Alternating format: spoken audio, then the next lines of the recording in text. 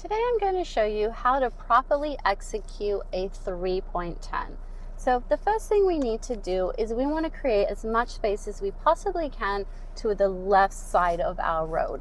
So we're going to signal right and we're going to pull the vehicle off to the right hand edge of the road to create as much space as possible without going into or touching that right hand curb.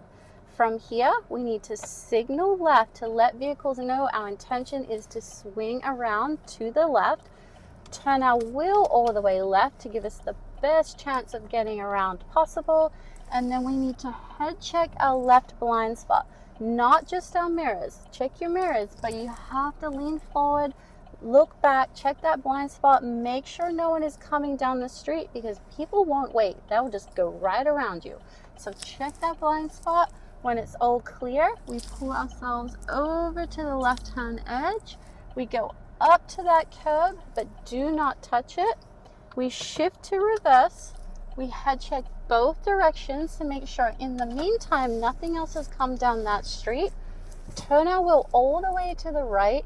Check our mirrors, look behind us, head check left, right, and then we reverse back to that other curb without touching it or going up over it, and then we shift back to drive. So shift, turn, and head check.